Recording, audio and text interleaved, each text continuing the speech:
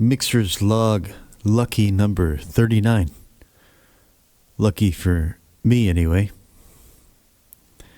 I have this thing for odd numbers, especially the 3, the 6, and the 9. I am very honored to be back to work on this song, Atone, with the addition of a real, actual drum kit track that was played by my friend Joshua Swann down in New South Wales, Australia, in his studio on the farm where he lives. And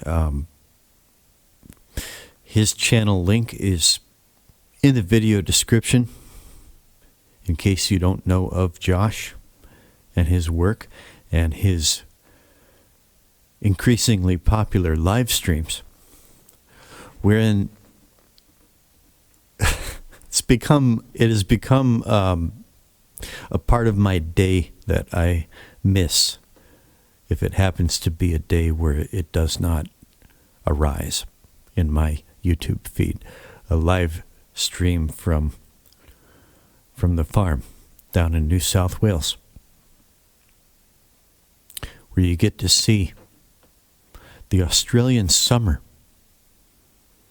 in the middle of what everyone else knows to be winter. And there's horses and goats and cats and the occasional dog. And a lot of interesting gear, new and old. A real Hammond organ. Guitars that kind of come and go. I'm glad you held on to the Strat, Josh.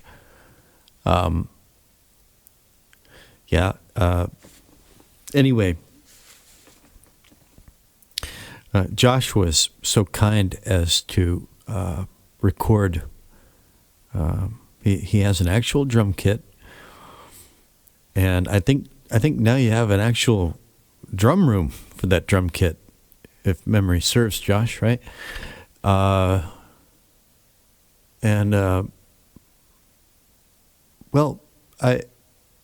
Josh had not really a stem. It was a mix down that I had done without the MIDI drum track, and he took that and even did a live stream of it, and it was just really fascinating to watch you work. I've never mic'd and EQ'd, and I've never actually done all that with a real drum kit, so that was a amazing learning experience for me to watch you do it from afar. And this evening, I happened to glance at my email, and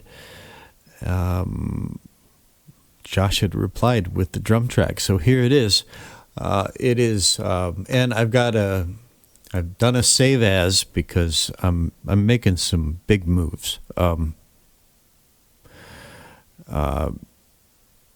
Josh, thanks for sending the drum track just by itself, because that mix still needs a bit of work. And so I have it right here, track 1, and the resave is now Atone_Josh. That's the new project name. That's the name for this mix. And I'm just going to call track 1 Real Drums. Okay. And now track 2 is the MT Power Drum Kit. That's the VSTI drum kit that I had used. And wow, I mean, look at the just at a glance, look at the difference, you know.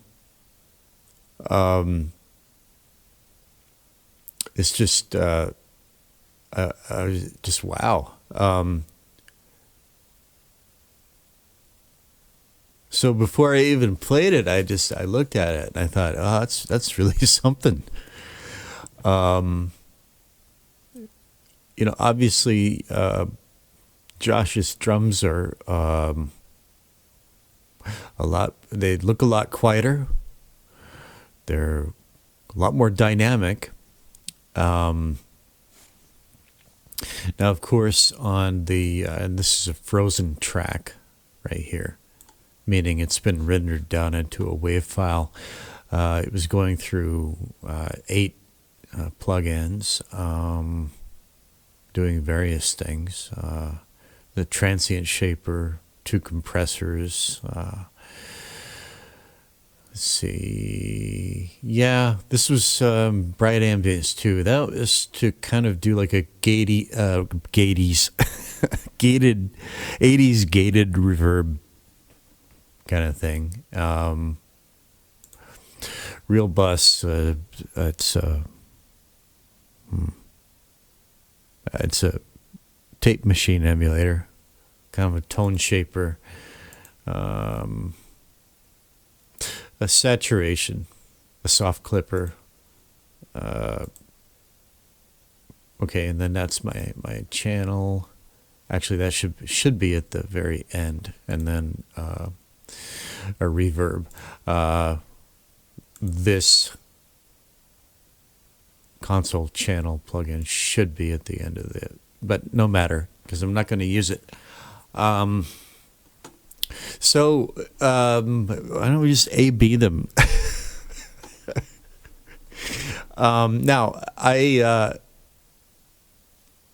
first when I was listening to to Josh's new mix, and then the drums didn't come in. I was like, oh, maybe there was a mistake.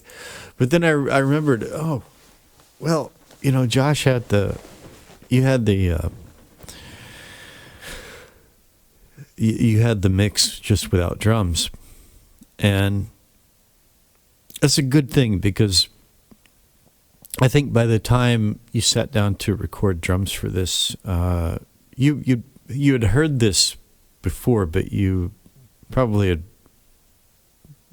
forgotten that there was drums in the second part of the intro. But that's a good thing, because, well, I don't know, maybe you did remember that, but you just decided that it was better off without the drums in the second part of the intro. Or maybe maybe you were just kind of running on a clean slate and you did what you thought was appropriate. Either way, I'm fine with it, man. It's like, hearing it the way that you did it.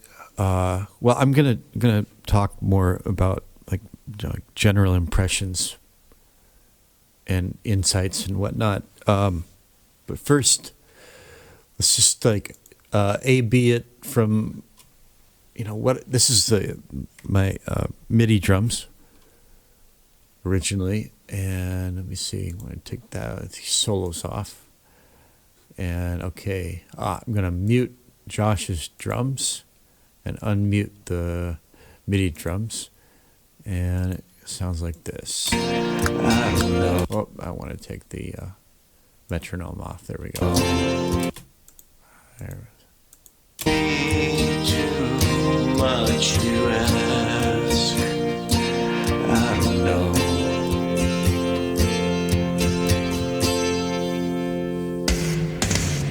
Where was I going when the light wasn't showing the path in my gaze? And where was it leading? It's kind of very big drum sound. Kind of, 80s, kind of 80s. There's a ride, there's just a lot going on, and it's compressed all to hell and back. And now let's hear the new drum track. Down there, would it be too much to ask? I don't know.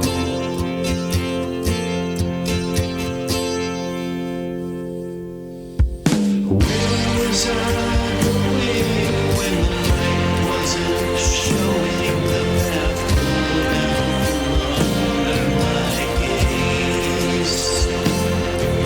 And where was it leading past the end of the meeting? Just hear that again.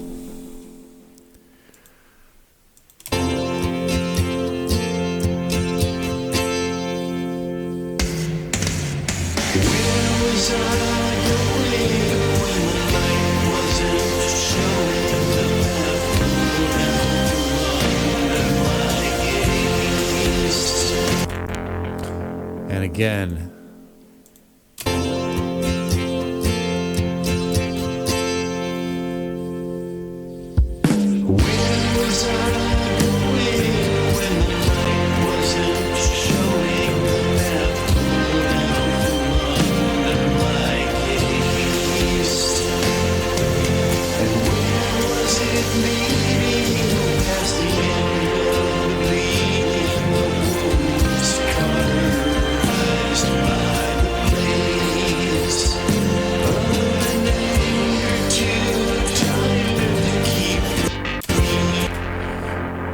Well, man, it's like, well, first of all, it's different,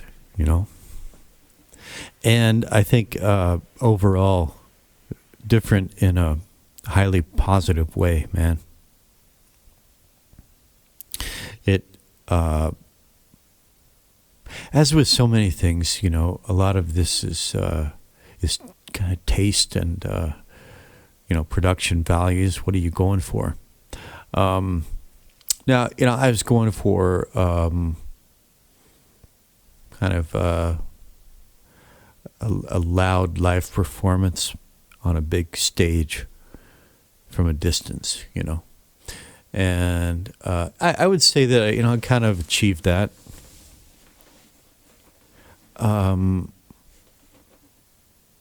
But everything comes at a cost, right?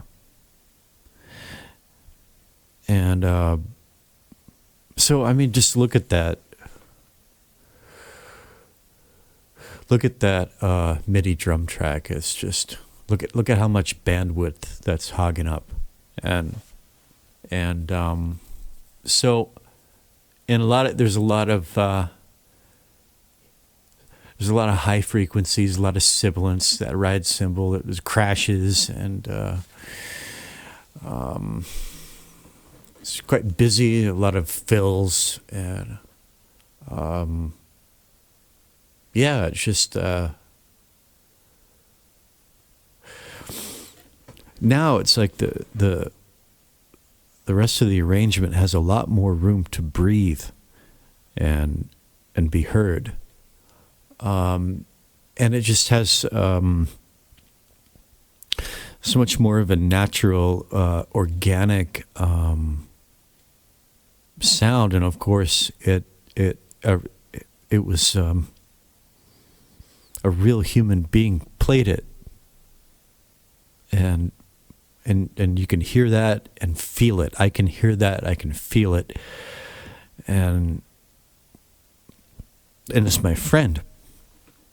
Which just, I know it's kind of beside the point, but it also happens to be true. And that waveform looks just so much better. I don't like this this overcrowded, squashed waveform. I never did. Right? So, and at first I kind of thought, well, man, I guess it just kind of felt, why did I add the drums in the second half of the intro? I mean, I think I had more than one reason. It's just seemed too naked. It seemed like, how much time is that before the drums kick in here? That's almost 2 minutes in, right? And maybe, I don't know, maybe, see, I lack confidence in my abilities, I guess. Like, just to stand on my voice and my guitar. Of course, the intro is just synth and organ and orchestral strings. But still, I think I might have put the drums in the second part of the intro as kind of, I don't know, a security blanket, if you will. That was a little bit kind of like, at first it was like that security blanket was gone. Josh ripped away the security blanket. Well, okay. But I made the decision that,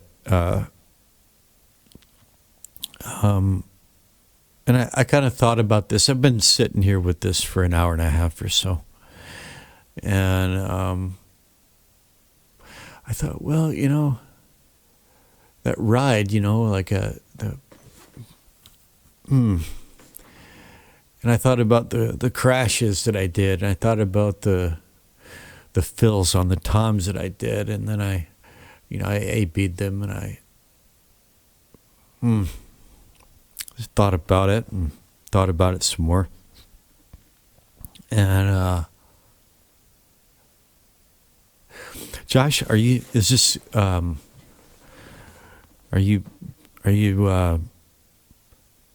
maybe you're trying to demonstrate something to me here. Maybe you're trying to teach me something. Maybe not. I don't know. But maybe you're not even consciously trying to teach it to me. But the point that sometimes less is indeed more. And you know what? I'm happy to accept it. I really am. Josh, I think I told you the other night that sometimes it's good, for me at least, to kind of like work together with someone that you like and respect and trust. And it's really important to put the ego down. But it can, I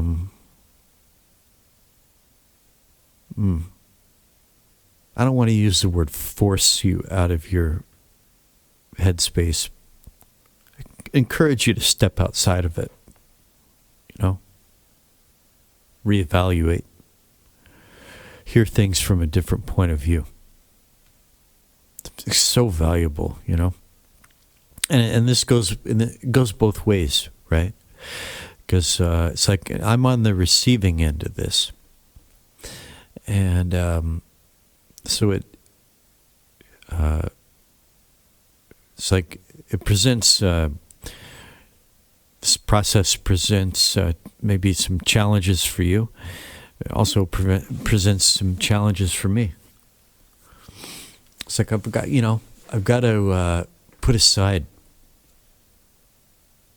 my ideas about it. And Also, be honest. Have honest appraisals. And so, if I was really, really, really hardcore dead set on some of those elements, then I'd be straight up with you.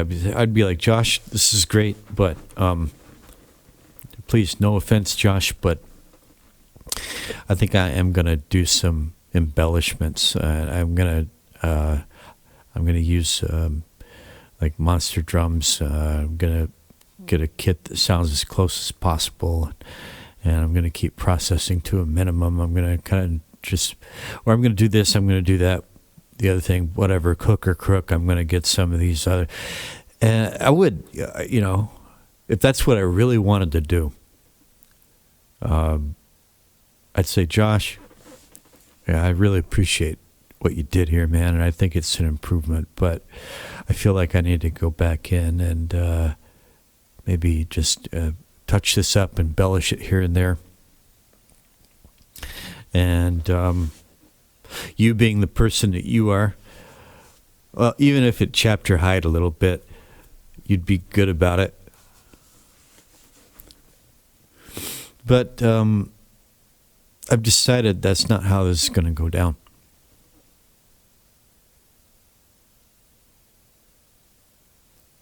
I'm going to accept this gift. I think overall it really does make this a better song. Now, and so much so that, and Josh, I was even wondering, because I'm listening to the new drum track with the metronome, of course, with the bass part, and I decided I'm not using a contact synth for the bass anymore. I'm using Cakewalk SI bass guitar.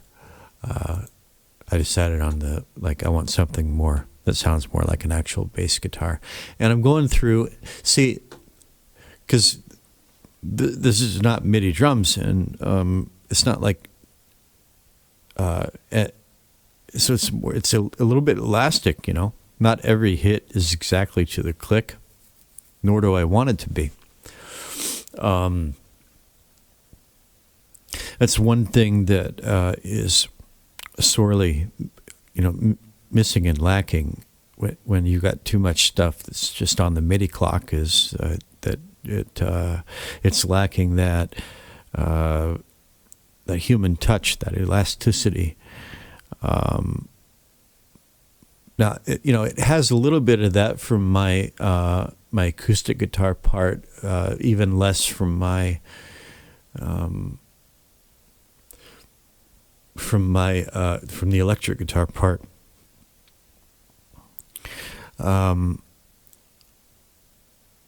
But I feel like the new drum track is, well, for better or worse, you were the bass track was a synth bass, but it needed a little work, and you were probably just instinctively kind of playing to that, and so of course I was kind of like going through referencing the new drum track to the click, to the MIDI drum, and where the hits are a little, should I nudge a hit here and there? And I decided no, I'm not going to do that. I'm just going to leave it just as it is. The only thing I have here is I'm using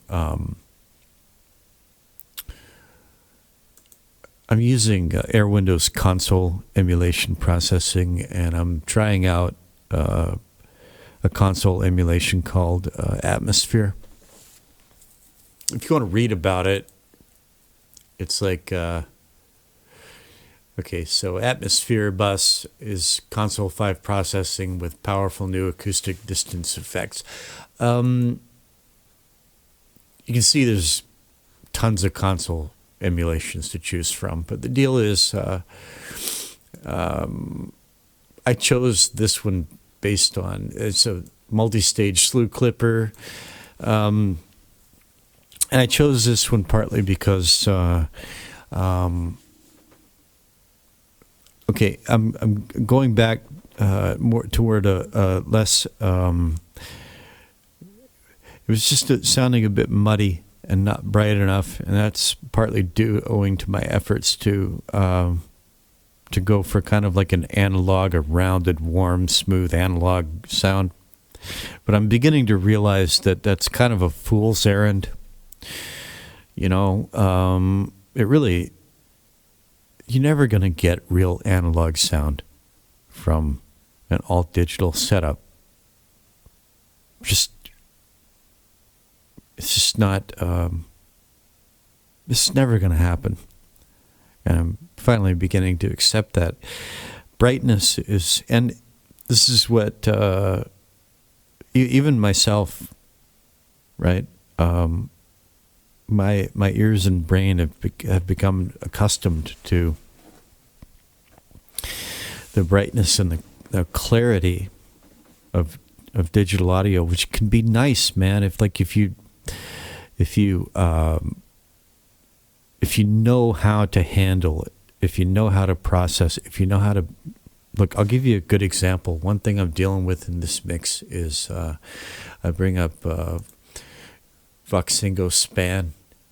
This is the spectrum analyzer. You see this thing right down here? Right in the lower right-hand corner there? This is the spectrum analyzer. Nothing's even playing, okay? And there's this little bit of activity going down there. It's very low. You can't hear it, of course. You know, it's all between 15 and 20,000 hertz. And I'm guessing that the curve, I mean, who knows what it does after 20,000 hertz, but this has got to be causing some aliasing issues, right? So I'm dealing with that. It's like digital brightness and clarity can be very nice indeed. They can. But you just have to really have to know what you're doing. And I'm working on that, right? So I'm bringing some brightness back into this mix, but I don't want digital harshness, ear fatiguing, over-slew frequencies, aliasing. So you might have noticed, Josh, just hearing that little bit, that it's brighter than it was, right? Okay, how did I get on this? As usual, I'm doing parallel processing and serial processing at the same time. And like this is all one ball of wax, but maybe my point was going to be that it's, since I'm kind of like swerving back towards brightness anyway, it's better not to. And when I did the Temple album, Josh, you know, that was a kit drummer, and he came in to my improvised standing kit with absolutely no cymbals on it of any kind, and he was upset. I was like, whenever you want to hit a cymbal, just do a rim shot, or here's some rivets, you know, scrape on the rivets, or just do something else. There's ropes. Just do something else. And so I'm regarding this as a return to purity, and this is like really welcome. Okay, so I'm too long-winded as usual. What I'm doing now is, so I've installed at the end of every channel now has the last item in the effects rack is now atmosphere channel, and then of course the first plug-in in the master bus is atmosphere bus, so I've got that taken care of. And it's sounding, oh, and I changed real bus to the real saturation preset, but I tweaked over bias to 100%. This is real saturation, but the machine is Japanese. Okay, that's weird. I'm going to have to look at that again. But anyways, I'm going back and I'm tweaking the bass line. I'm tightening the bass line, and I'm doing that in reference to your drum track. All right. And so I'm going to pause this while I finish this work, this task, and then I'm going to come back and maybe run through a few other things and do playback. Well, after I finish with this work on the bass track, the bass line,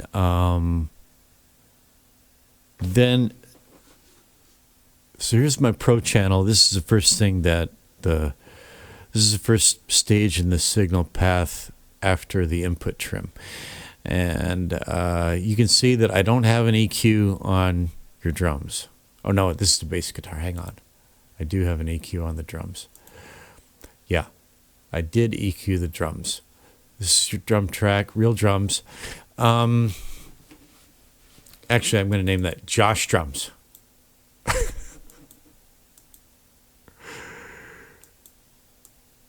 Josh Drums. Josh Drums. There we go. Josh Drums. That's a sentence. Josh Drums. Okay. So that's all I've done. That's all I've got right now is just this EQ. And you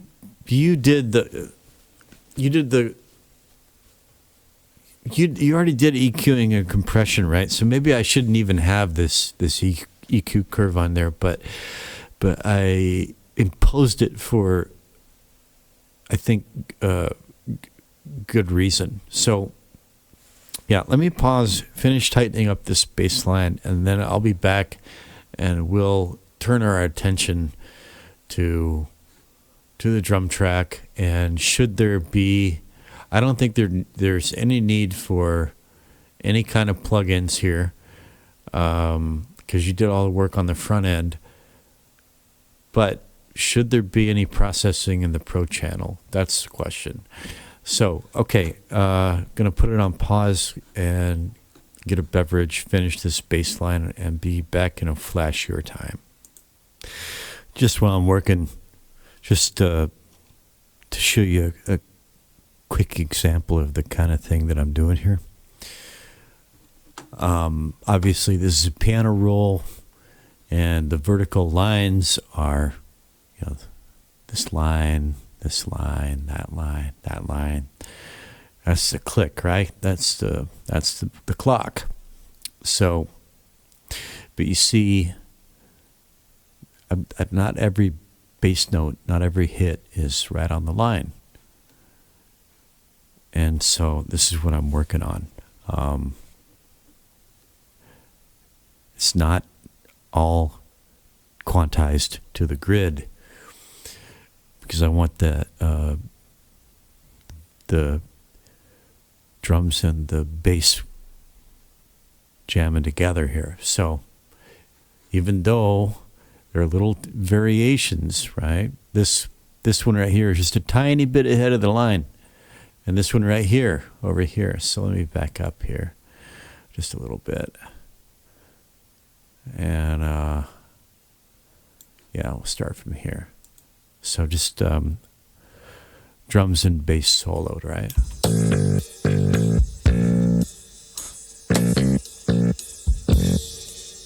Right there, that hit right there, you see? A little bit early, but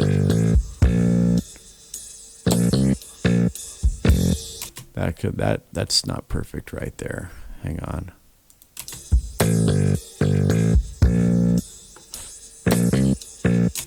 think,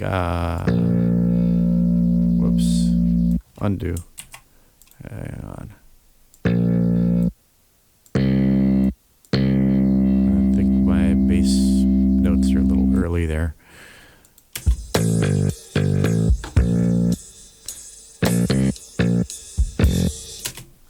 That hit right there. Yeah. Actually, I've got the snap button on. I should have that off. Have a little bit more control. Okay.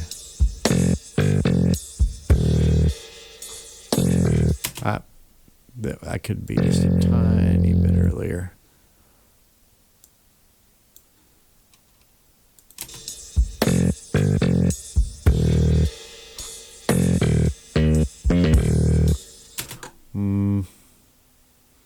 Hang on.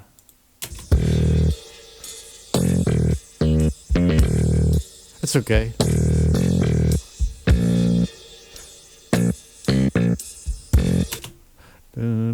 A little bit longer on that note.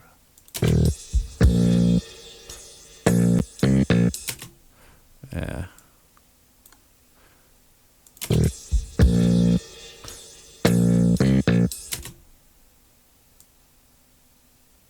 Try that.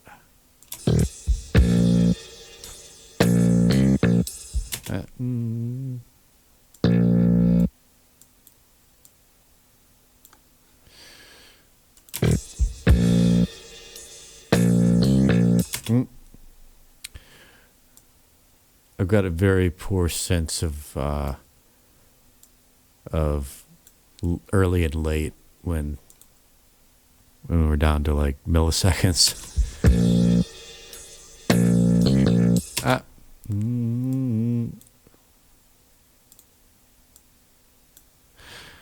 don't want those. I want those to be contiguous.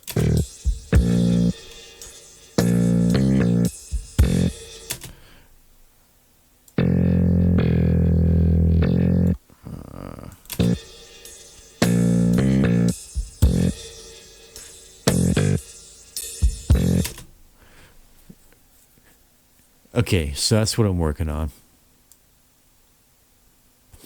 Back to work and back in a flash.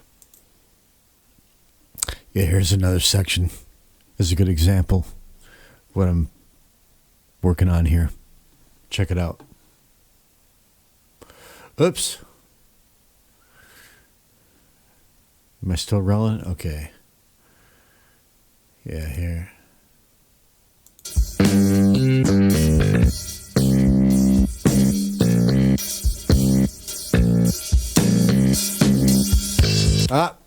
That last one. Just a little bit to the left. Out there. Again.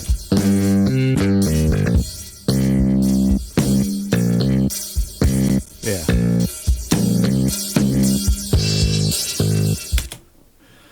This kind of thing. Yeah. I think it's gonna be so good. I'm probably not going to finish tweaking this bass part tonight. I'm just trying to get through a first pass before we turn our attention to more interesting things. Okay, back soon. Okay, not finished with this bass line, but that's about all I can take for this session. I did a first pass and got some more work to do, but good enough for now. And that said, without further ado, let's right click and delete the MIDI drum track. It's gone. On solo and save. And maybe, I don't know, should I just go ahead and do a full playthrough at this point? Let me see. I think first I just want to focus on where the drums come in. And I want you to hear, let me see. Okay. Josh Drums. Pro channel. I'm going to bypass this EQ. Play this part where the drums come in, and then play it again. Then switch the EQ on and play it again.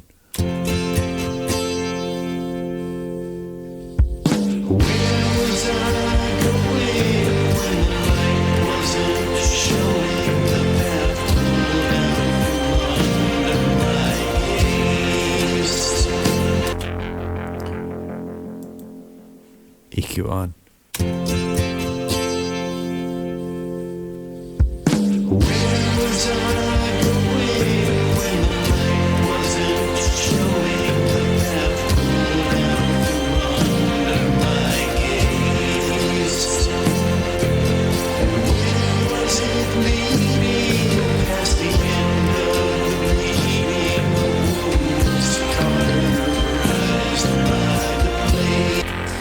Already it seems to me that just with that simple EQ setting,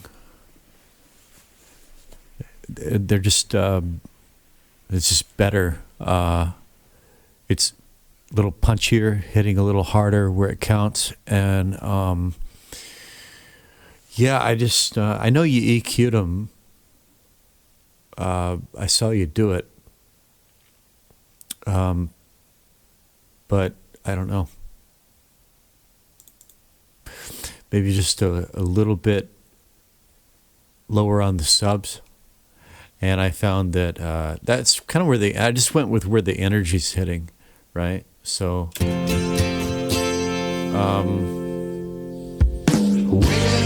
right there around 200. So I thought I'd just tame this, from 80 down, and then just accentuate at 200, and come to think of it, and then just a little boost around 10K, and then just for the hell of it. All right, so let's see now if the console emulator I've got set to. Sometimes these presets are good, sometimes not. Drums warm. Let's just try. It does actually make a little bit of a difference. So I'll start with this engaged, and then I'll bypass it and A/B it.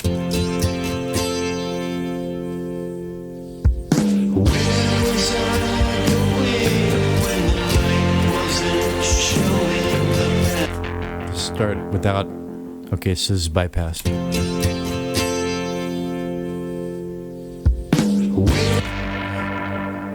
Just start with those initial hits.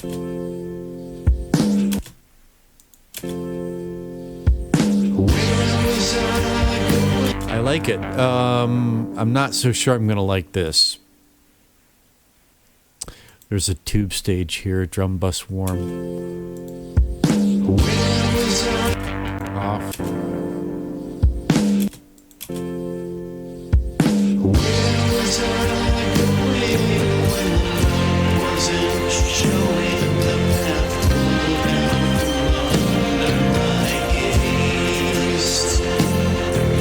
Sounds pretty good to me, man.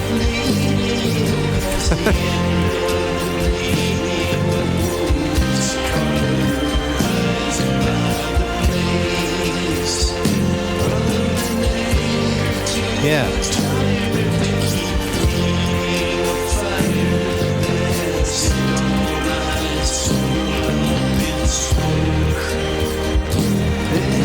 You can hear I still have some work to do on the bass line, but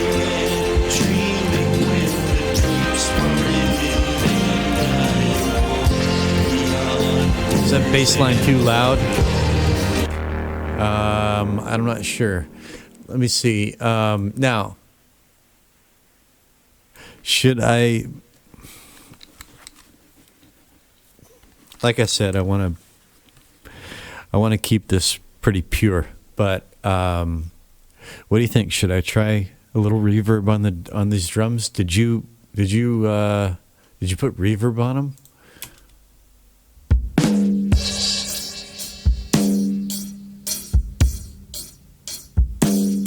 They sound pretty dry. I don't know. I'm not going to do the gated reverb. That's no. But just maybe just a little bit of. I really like the Tone Boosters reverbs. I like Tone Boosters everything. There's not a bad tool in the kit. Let's just see here. Snare room. Oh, there's a gated reverb on this one too. Excuse me. Oh, I'm gonna. Well, what the hell? I just want to hear what it sounds like.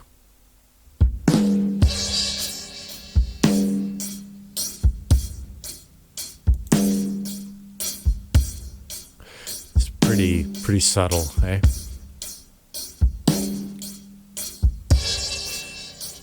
Drum room. Drum room 2. Let's try small hall. I don't know.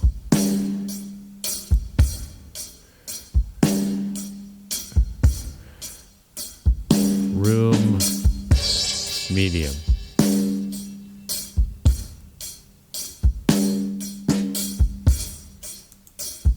Room large.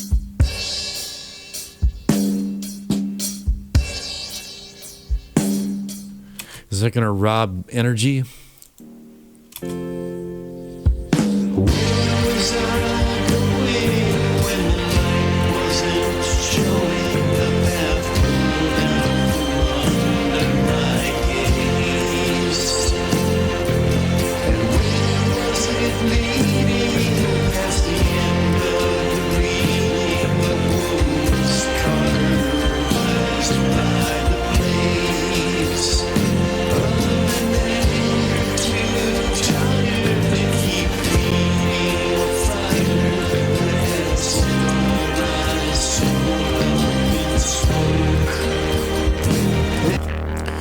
That bass part is probably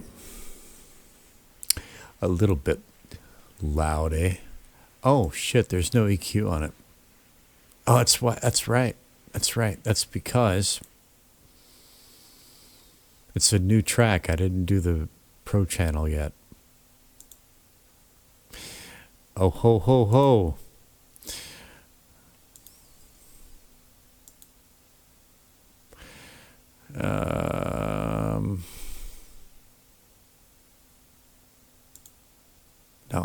No, probably not that. I'm just starting with, I'm starting with, oh,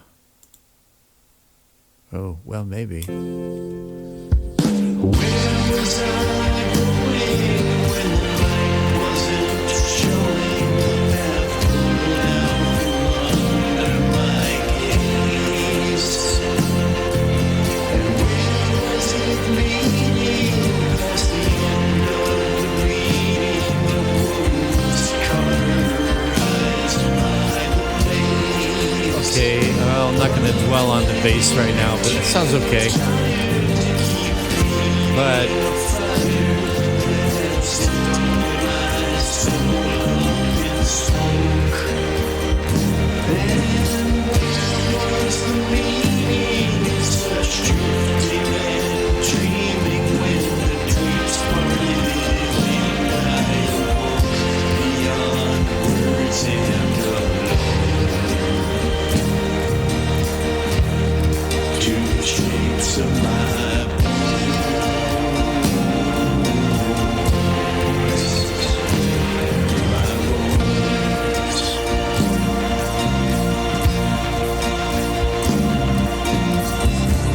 is this time to atone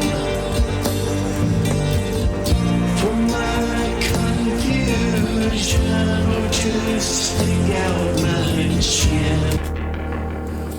All right, I'm just gonna leave it with some reverb, and I want to see how you feel about it. I want to see how I feel about it. You know, after a few hours. But which one?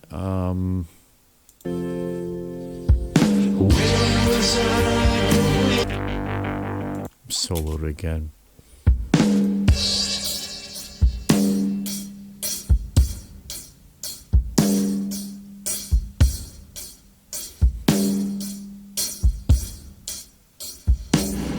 No, wait.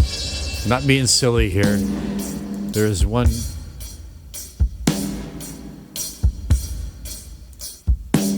That one. There is a cathedral setting that's actually kind of nice.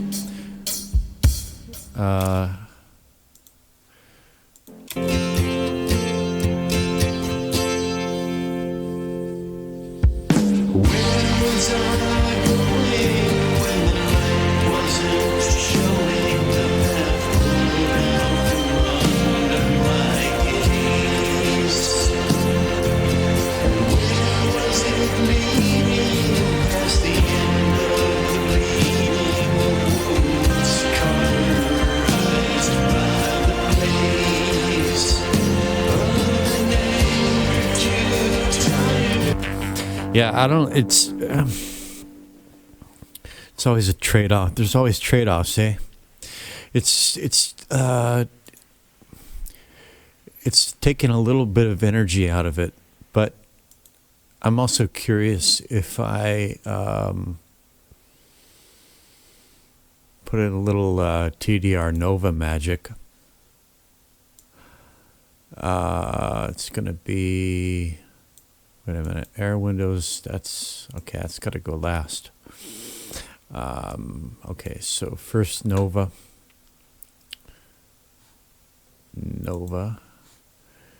And let's go stereo for now.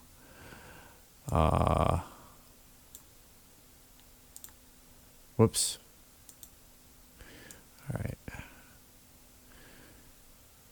So, yeah. Just do the same thing. Same basic thing here.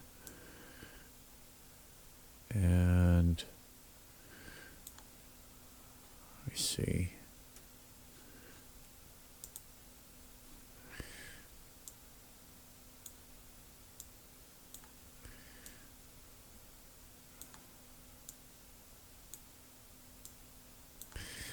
Hang on. Let's see.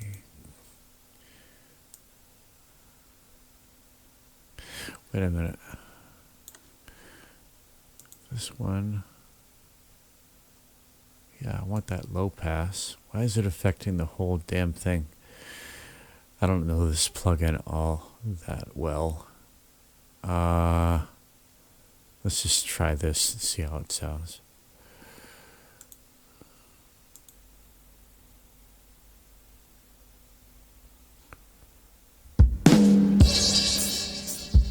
Ah, that's why. Derp. All right.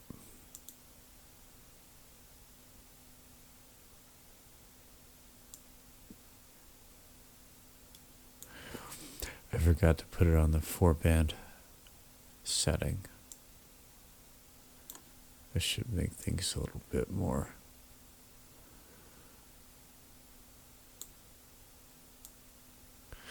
Yeah, that's how it should be behaving. All right. Let's give this a try.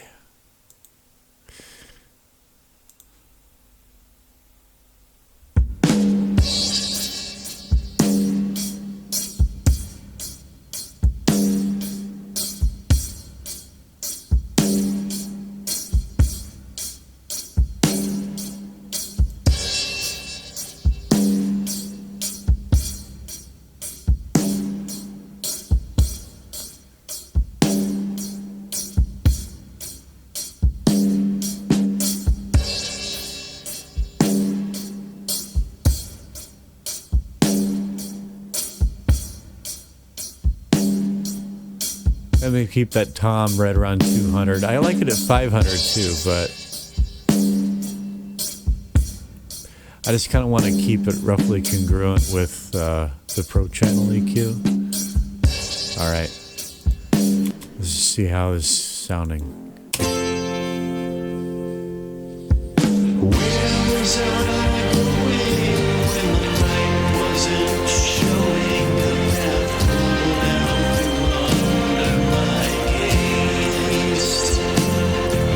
And where was it leading past the end of the sounds really good to me, man.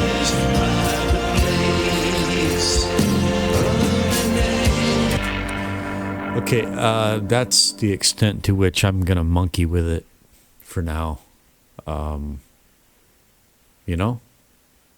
Now, I might as well do this. Okay, well. There we go.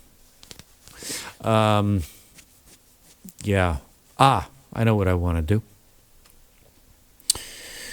All right.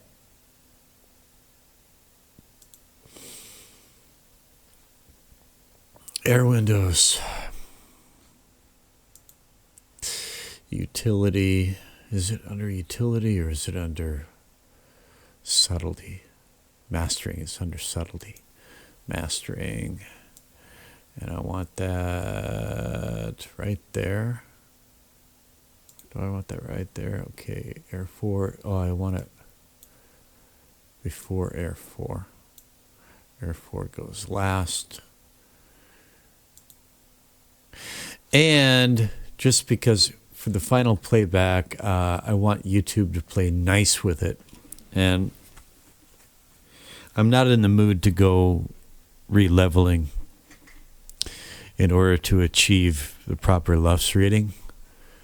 So I'm also going to insert let me see, another Air Windows purest gain, utility, and purest gain right there. Little gain stage at the very end, right before it hits the meters. So this will allow me to just to dial it down to minus 14 LUFS without fucking it up in any way. Okay, so here we have mastering. Here we have Air 4. Air 4 is just going to basically filter out any overslew, what Chris calls overslew, which I don't like it. I like to filter it out. And then we got purest gain. Okay, so first I'm just going based off my ears. Let me make sure. Man, what is this? Okay, that's 2 tape. Tone boosters, 2 tape, real bus, Varic. Yeah, it's okay. I've got this on default. That's fine. I'm not going to monkey around with the real bus any further. Let me just check out what I have. Okay. Ratio 2.5. Yeah, okay. Mid-side is on. This looks... I may take the ratio down, but I'm going to decide on that later. It's not my first priority. Here, Josh, I want to know what you think about this tool here. And I'm going to start it where your drums come in. So, yeah, I'm not going to explain. I'm just going to tweak, okay? I don't know.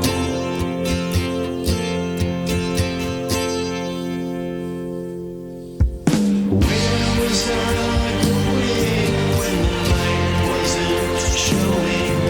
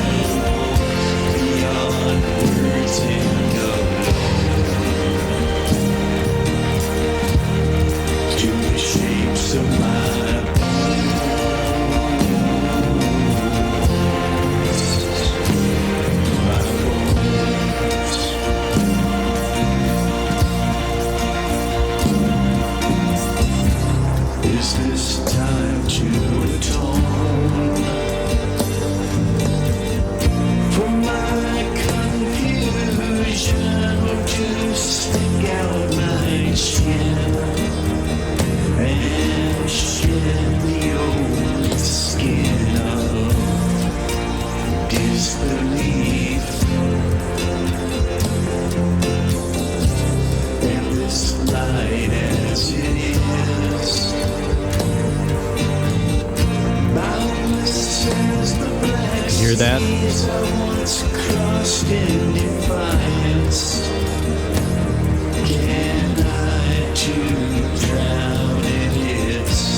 Listen to the strings. You hear how that brings the strings up? And the organ?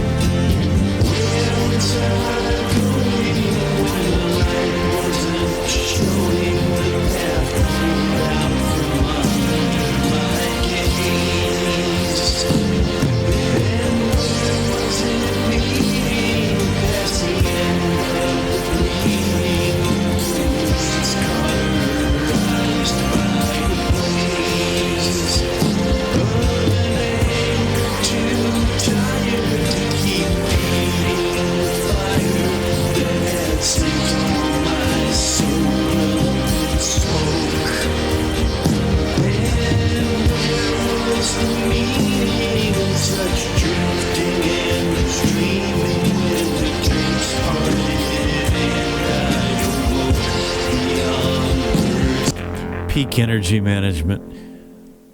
It just helps it hit harder where it counts. Sometimes it takes me like more than one session to decide exactly where I want that. And I've been at this for like 2 or 3 hours now. So that's just a for now setting. I'm going to come back and listen and rethink it later on. Now, I just want to take a look at, make sure I got this set right. Yeah.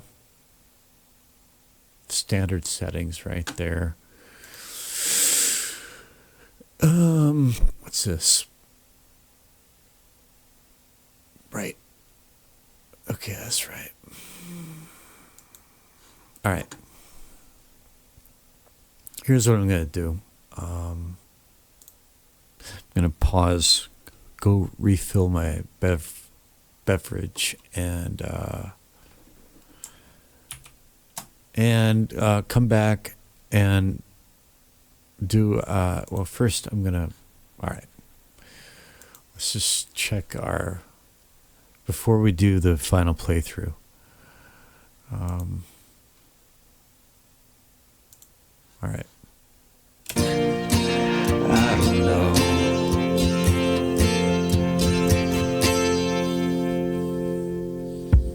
Where was I going when the light wasn't showing the path pulled out from under my gaze?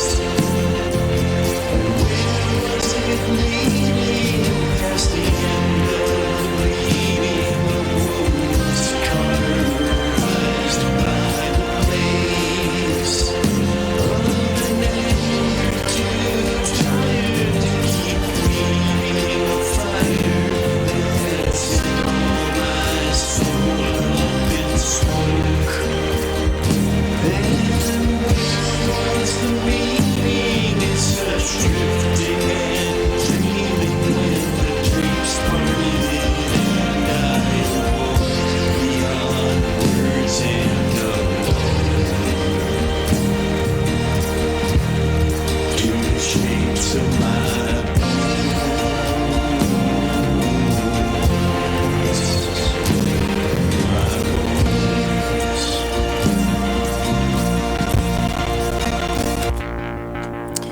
Yeah, anytime I get a meter the graphics, I'm pushing my CPU on this. Even though I got most everything frozen, at some point I'm going to have to build myself a proper audio work computer. Okay, so save again. That's it's pretty much ready to go for a playthrough, I think. And then Josh, I shall want to know your thoughts and impressions, opinions, perhaps suggestions. I don't know. This is my first time doing this. Yeah, so I'm going to pause it and I'll be back in, let's see how this correlometer, not the correlometer, the spectrum analyzer. Okay, see, I still got that little bit going down in that corner there. It was more like this. And right there, when I turn off Tone Booster's Real Bus, it goes away, right? But check out correlometer. See that? Fluctuations in the quantum field. Turn on Real Bus. Isn't that interesting? Never get to the bottom of this shit. Anyway, it's not like I'm mastering this for football stadiums, right? Okay, back in a flash. All right, got my Coca-Cola. And actually not Coca-Cola. It's no-name cola, but it hits the spot, man. It's pretty good. And nicked up, ready to go for a full pass. And so I'm going to go ahead and pull up meter. Now this little red quantum fluctuation here, that's what's going on in the spectrum analyzer down in the lower right hand corner, whatever that is. So now when I bypass Real Bus, you see that goes away. But I still got this blue field down here. Oh, that stopped. Okay, interesting. Well,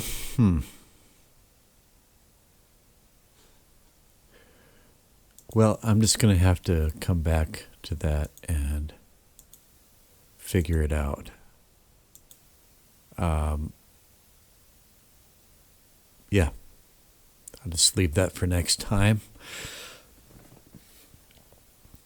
Let's give it a go. What I'm going for is sonority. I don't want sonority getting, let's say, I don't want it getting over 80.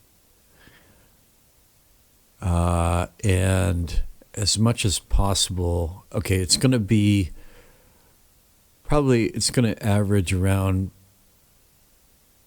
50, like 60 sonority, 40 bright.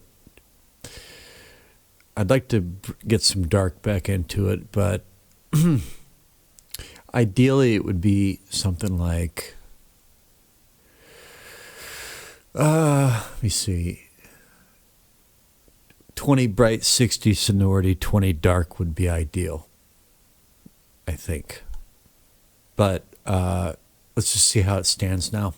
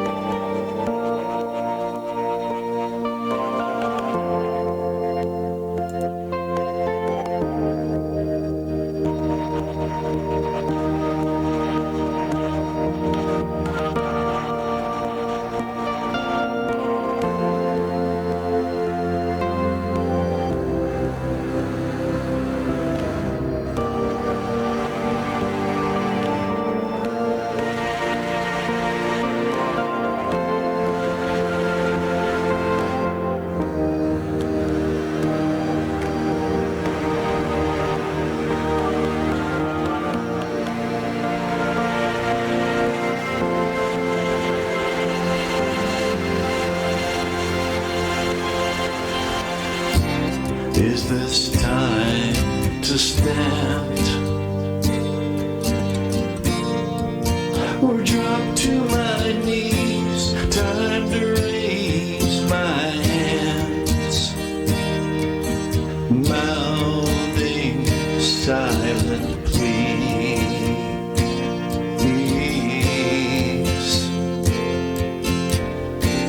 Can I cry it out? Can I take to task reasons for all my doubts down there? Would it be too much to ask? I don't know.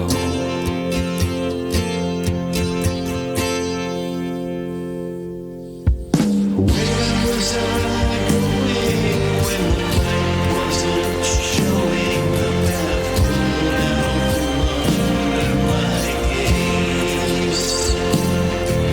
And where was it leading past the end of the bleeding wounds cauterized by the blaze of an anger too tired to keep breathing a fire that set all my soul up in smoke? And where was the meaning in such drifting and dreaming when the drinks parted and I walked beyond words and to the shapes of my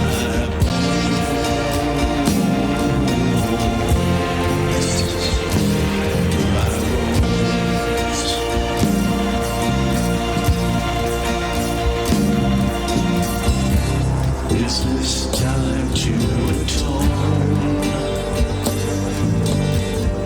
for my confusion, to stick out my chin and shed the old skin of disbelief? Endless light as it is, boundless as the black seas I once crossed in defiance. Can I too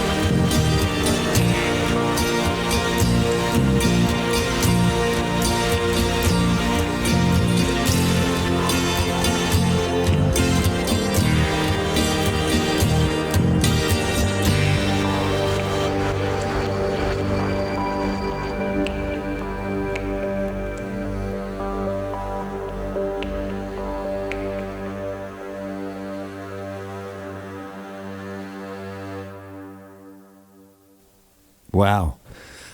Well, yeah.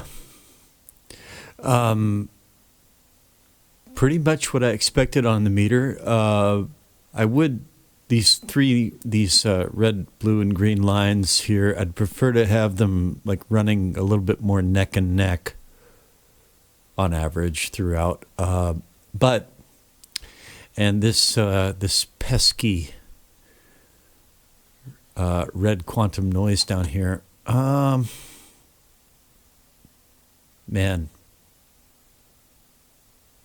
I'm going to see if I can't get to the bottom of that. It is coming from Tone Booster's Real Bus. But I'll focus on that when I come back for another session with fresh ears and a fresh brain. But to me, that's it's a new song now, and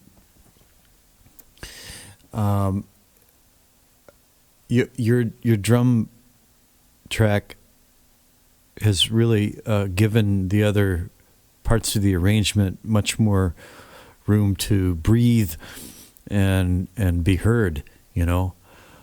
And so there maybe some re-leveling and maybe even some re-EQing. But I'm pleased as punch. And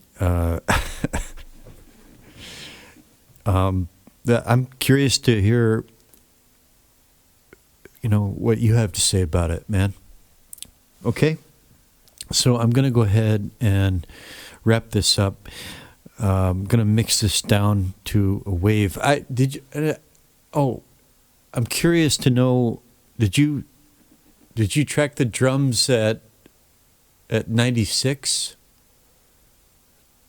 32? I don't know. When I imported the drum track, it was resampling. So my projects are all 48K 24-bit because that's all I have the CPU. That's all my CPU can handle. You know. You got that big fancy Apple down there. I know it's old, but it still kicks the snot out of most machines in PC world, right? So Windows world. Yeah, okay. So again, Josh, man, thanks. It's been, like I said, I was going to take a break from all this, but it's been a lot of fun. It's been really fun, and I've just been grinning and really enjoying myself tremendously. Okay, yeah, enough said. From lovely, scenic Paju City, South Korea, where the weird noises continue. Oh, and one of my middle school students whose parents are in the Korean military, they're career military officers, she says that it's probably the huge, enormous loudspeakers that North Korea has arrayed along the border, blasting propaganda. Although it still sounds like a bunch of werewolves and phantoms and wraiths. It sounds like they opened a portal to hell. But anyways, that's it. And this has been Mixer's Log Lucky number 39. Thanks again, Josh. Look forward to hearing from you. Over and out.